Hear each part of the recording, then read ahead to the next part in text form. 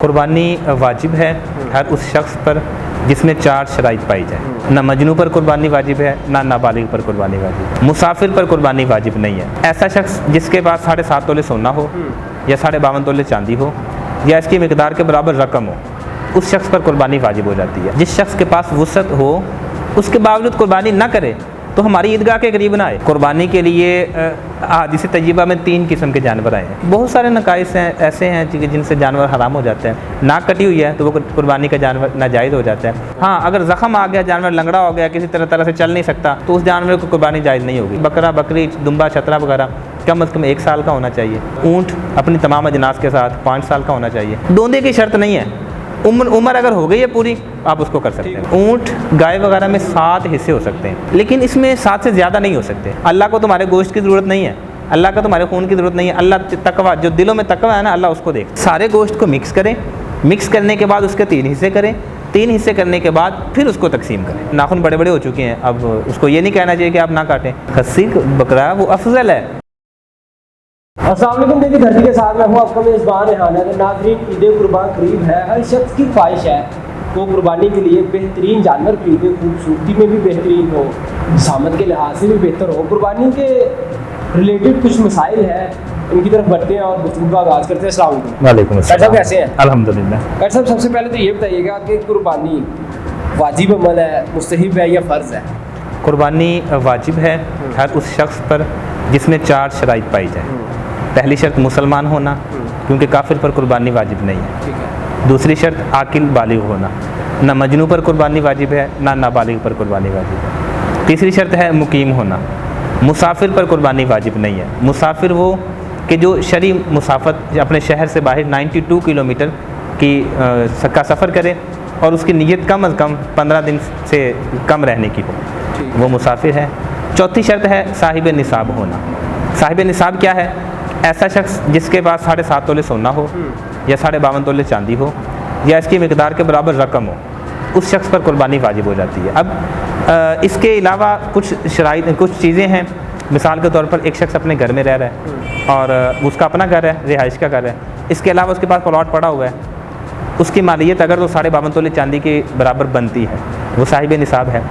گھروں میں اکثر حاجت اصلیہ سے زائد کپڑے ہوتے ہیں، بستر وغیرہ ہوتے ہیں، برتن وغیرہ ہوتے ہیں، تو حاجت اصلیہ سے ایک ہے پہننے والے حاجت کے برتن ہیں، ضرورت کے ہیں، اور کپڑے ہیں ضرورت کے ہیں، بستر ہیں ضرورت کے ہیں، اس ضرورت سے زائد پڑے ہوئے ہیں۔ تو یہ ساری چیزیں ان کا حساب لگانے کے بعد اگر تو اس پر قرض ہے، قرض ادا کریں، جو ضروریات زندگی ہیں ان کو ادا کرنے کے بعد اگر 52.5 تولے چاندی کی مالیت بن جاتی ہے، بچ جاتی ہے اس کے پاس، اس پر قربانی واجب ہے۔ اور اگر اس کے باوجود بھی وہ قربانی نہ کرے تو میرے آقا صلی اللہ تعالیٰ علیہ وسلم نے ارشاد فرمایا، من کان لہ ساعۃ ولم یضحی فلا یقربن مصلانا۔ جس شخص کے پاس وسعت ہو اس کے باوجود قربانی نہ کرے تو ہماری عیدگاہ کے قریب نہ آئے۔ بہت سخت وعید ہے۔ سب دیکھا جا رہا ہے آج کل یہ رجحان بھی بڑھتا جا رہا ہے کہ سنڈے کو قربان کیا جاتا ہے۔ کچھ لوگ اس پہ ایشو بھی بناتے ہیں کہ اس کی قربانی پہلے وقتوں میں نہیں کی جاتی تھی، یا کیوں کر رہے ہیں جب ایک جانور اصل موجود ہے، گائے بیل موجود ہے، تو آپ یہ کیوں کر رہے ہیں؟ تو یہ ذرا بتا دیجیے گا کہ کون کون سے جانور ہیں جن کی قربانی کی جا سکتی ہے؟ قربانی کے لیے احادیث طیبہ میں 3 قسم کے جانور آئے ہیں، اونٹ، بکرا اور گائے۔ اب اونٹ کی جتنی نسلیں ہیں وہ ساری اس میں شامل ہیں، بکرے کی جتنی نسلیں ہیں، دمبا، چھترا وغیرہ، یہ ساری اس میں شامل ہیں۔ پہاڑی بکرا ہے وہ جون سا بھی بکرا ہے، وہ ساری اس میں شامل ہے۔ اسی طرح گائے ہے، گائے کی جتنی نسلیں ہیں، بیل ہے، بھینس ہے، کٹا ہے، بچہ ہے، یہ ساری گائے کی نسلوں میں سے ہیں۔ تو یہ جتنی بھی نسلیں ہیں وہ ساری اس نسلوں کو شامل ہیں۔ ٹھیک ہو گیا۔ تو کون کون سے نقص ہوں گے جانوروں میں تو جانور جو ہے وہ حرام ہو جائے گا اور قربانی جائز نہیں رہے گی؟ بہت سارے نقائص ہیں ایسے ہیں جن سے جانور حرام ہو جاتے ہیں۔ اگر تو جڑ سے سینگ اکھڑا ہو تو اس جانور کی قربانی جائز نہیں ہے، لیکن اگر درمیان میں سے سینگ اس کا کچھ نہ کچھ باقی ہے، جڑ سے نہیں اکھڑا، اس کی قربانی جائز ہے۔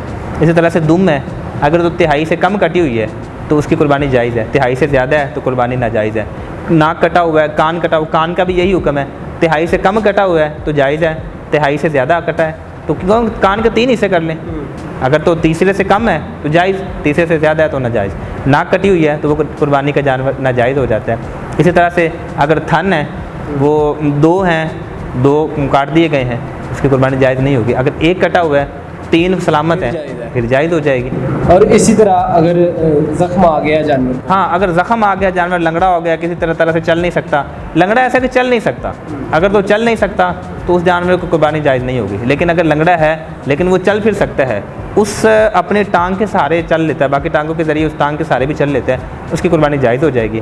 بعض اوقات ہوتا ہے ایسے کہ جانور کو خارش ہو جاتی ہے. اب خارشی زدہ جانور اس کی ایک لمٹ ہے. اگر تو اتنا لاغر پتلا کمزور ہو چکا ہے کہ دیکھنے میں والوں کو پتہ چلتا ہے اس کو واقعی خارش ہے، اس کی قربانی نہیں ہوگی. لیکن اگر وہ موٹا دبلا پتلا ہے اس کی قربانی ہو جائے گی. اور جانوروں کی عمر کا تعین کیسے کیا جا سکتا ہے کہ اتنی عمر تک کا جانور جائز ہے؟ جانور وہ احادیث طیبہ میں اس کا ذکر موجود ہے نا کہ بکرا بکری دمبا چھترا وغیرہ کم از کم 1 سال کا ہونا چاہیے. گائے اس کی تمام اجناس یہ 2 سال کی ہونی چاہیے، اور اونٹ اپنی تمام اجناس کے ساتھ 5 سال کا ہونا چاہیے کم از کم. یہ کم از کم مقدار ہے. اور یہ جو دیکھتے ہیں 2 دانت ہے 4 دانت ہے، دوندا کی کوئی شرط نہیں ہے. دوندا کی کوئی بعض اوقات ایسا ہوتا ہے کہ 2 سال سے اوپر ہو جاتا ہے جانور لیکن دوندا نہیں ہوتا. ہم یہ نہیں کہیں گے کہ اب یہ جانور قربانی کے لائق نہیں ہے. قربانی کے لائق ہے وہ، کیونکہ اس کی عمر 2 سال کا تعین ہے نا. 2 سال کی عمر کا اگر ہو گئی ہے تو آپ کر سکتے ہیں، اگرچہ وہ دوندا نہیں ہوا. اسی طرح بکرا ہے 1 سال کا ہو گیا آپ کر سکتے ہیں اس کو. اونٹ ہے 5 سال کا ہو گیا آپ اس کو کر سکتے ہیں. دوندے کی شرط نہیں ہے. عمر اگر ہو گئی ہے پوری آپ اس کو کر سکتے ہیں. ہو گیا. اور شراکت داری کے حوالے سے بھی بتا دیجیے گا کہ 7 لوگ مل کے قربانی کرتے ہیں بڑے جانور کی، گائے اونٹ وغیرہ کی، یہ ذرا بتا دیجیے. شراکت اونٹ گائے وغیرہ میں 7 حصے ہو سکتے ہیں، 7 سے کم بھی ہو سکتے ہیں، لیکن اس میں 7 سے زیادہ نہیں ہو سکتے. بکرا اس میں 1 حصہ ہو سکتا ہے، اگرچہ وہ 10 لاکھ کا کیوں نہ ہو بکرا، حصہ 1 ہی ہوگا. بکرے میں 7 حصے نہیں ہو سکتے. لیکن اس میں جن لوگوں نے حصے رکھنے ہیں وہ ان کی نیت تقرب اللہ کی ہونی چاہیے، اللہ کے قرب حاصل کرنے کی نیت ہونی چاہیے. اللہ فرماتا ہے قرآن پاک کے اندر لن ینال اللہ لحومها ولا دماؤها ولکن ینالہ التقوی منکم. اللہ کو تمہارے گوشت کی ضرورت نہیں ہے، اللہ کا تمہارے خون کی ضرورت نہیں ہے. اللہ تقوی جو دلوں میں تقوی ہے نا اللہ اس کو دیکھ. اگر 7 کی نیت ایک ہوگی تقرب اللہ کی تو جانور جائز. کسی ایک کی نیت بھی گوشت کھانے کی ہوگی تو 7 کی طرف سے جانور ناجائز ہو جائے گا. 7 کی طرف سے 7 کی قربانی نہیں ہوگی. اسی طرح سے اگر ان میں کوئی ایک کافر ہو گیا، مشرک مرتد اس میں شامل ہو گیا، 7 کی طرف سے ناجائز ہو جائے. جائز ہوگی. اور 7 کی طرف سے 7 کے ساتھ جتنے حصہ دار ہیں وہ 7 مسلمان ہونے چاہیے. ٹھیک ہو گیا. تو یہ بھی بتائیے گا مفتی صاحب کہ گوشت کی تقسیم کیسے کرنی چاہیے اور کتنی دیر تک کھایا جا سکتا ہے؟ کیونکہ اکثر یہ بھی سنا جاتا ہے کہ محرم سے پہلے ختم کر لیں، یہ بھی ذرا کلیئر کر دیجیے گا. گوشت جب ہم نے جانور کو ذبح کر دیا، ذبح کرنے کے بعد گوشت کے 3 حصے ہمیں کرنے چاہیے. 1 حصہ اپنے لیے، 1 حصہ رشتہ داروں کے لیے، اور 1 حصہ غرباء کے لیے. اس میں یہ نہیں ہونا چاہیے کہ جو کلیجی وغیرہ ہے وہ غریبوں کو دے دی، چربی والا گوشت غریبوں کو دے دیا، رشتہ داروں کو دے دیا، باقی جو اچھا ہے وہ اپنے پاس رکھ لیا. ایسا نہیں ہونا چاہیے، بلکہ سارے گوشت کو مکس کریں. مکس کرنے کے بعد اس کے 3 حصے کریں. 3 حصے کرنے کے بعد پھر اس کو تقسیم کریں. دوسرا سوال جو آپ نے کیا کہ محرم تک گوشت رکھ سکتے ہیں یا نہیں رکھ سکتے، تو اس کی شریعت میں کوئی تعین نہیں ہے کہ آپ فلاں تک ذی الحجہ تک رکھ سکتے ہیں، محرم تک رکھ سکتے ہیں، یا آپ اگلی قربانی تک بھی رکھنا چاہیں تو رکھ سکتے ہیں. اس کا کوئی تعین نہیں ہے، لیکن ایسا کرنا نہیں چاہیے. اگر نہیں کھایا جا رہا تو آپ غرباء کو دے دیں. یہ بھی بتائیے گا کہ سنا جاتا ہے کہ چاند نظر آ گیا ذی الحجہ کا تو اس کے بعد ناخن اور بال جو ہے یہ نہیں کاٹنے چاہیے.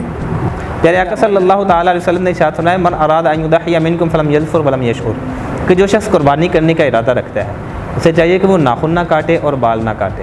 لیکن اس میں یہ نہیں ہونا چاہیے کہ اس کو واجب قرار دے دینا چاہیے. واجب نہیں ہے، یہ زیادہ سے زیادہ مستحب درجے میں ہے. کہ اگر کسی کے بڑے بال ہیں اور جو ممنوع بال ہیں اب بڑے ہیں، اب اس کو یہ تاکید نہیں کرنا چاہیے کہ آپ نہیں کاٹیں گے اس کو. نہیں، بالکل بھی ایسا نہیں ہے. ناخن بڑے ہو چکے ہیں، اب اس کو یہ نہیں کہنا چاہیے کہ آپ نہ کاٹیں، بلکہ یہ ایک مستحب عمل ہے. اگر ان 10 دنوں میں نہیں کاٹے گا تو اس کو ثواب ضرور ملے گا، لیکن اگر گناہ نہیں ہے اگر کاٹ لے گا. بلکہ اگر لمبے بال ہیں یا لمبے ناخن ہیں تو کاٹنا واجب ہے، لازم ہے. اور اگر ممنوع بال ایک حد سے زیادہ بڑھ گئے اور نہیں کاٹ رہا تو اس کا گناہ بھی ہوگا. بالکل اس کا گناہ ہوگا. ٹھیک ہو گیا. اور لاسٹ میں جاتے یہ بتا دیجیے گا خصی بکرے کو کر دیا جاتا ہے، یہ کیا عمل ہے؟ کیا وہ بکرا جائز ہوتا ہے قربانی کی؟ بالکل وہ افضل ہے. خصی بکرا وہ افضل ہے عام بکرے کے نہیں، کیونکہ عام بکرا وہ اپنا پیشاب وغیرہ پیتا ہے، وہ بدبو اس کے گوشت میں آ جاتی ہے، اس کے گوشت میں، جبکہ خصی جانور کے گوشت میں بدبو نہیں آتی. آپ دیکھیں اگر تجربہ کریں عام جانور کی نسبت خصی جانور موٹا تازہ فربا ہوتا ہے، اور پیارے آقا صلی اللہ تعالیٰ علیہ وسلم ارشاد فرماتے ہیں کہ تم ایسے جانور کو کرو جو موٹا تازہ فربا ہو، کیونکہ کل قیامت کے دن یہ پل صراط پر ہماری سواری بنیں گے یہ جانور۔ بہت شکریہ مفتی صاحب جی۔ تو ناظرین آپ نے مفتی صاحب کی تمام گفتگو جانی، انہوں نے بتایا قربانی کے متعلق جو مسائل ہیں وہ کس طرح سے ہمیں دیکھنے چاہیے، کون سا جانور ہے وہ افضل ہے اور وہ اس کی تقسیم کیسے کی جائے، شراکت داری کیسے کی جائے، آلموسٹ تمام مسائل ہم نے پوچھنی ہے ان سے۔ اپنی رائے کمنٹ سیکشن میں ضرور آگاہ کیجیے گا اور کوشش کیجیے گا کہ اس عید پر اپنے اندر موجود حسد، کینہ، بغض کی قربانی بھی ضرور کرتے ہیں۔ مجھے دیجیے گا اجازت، اللہ نگہبان۔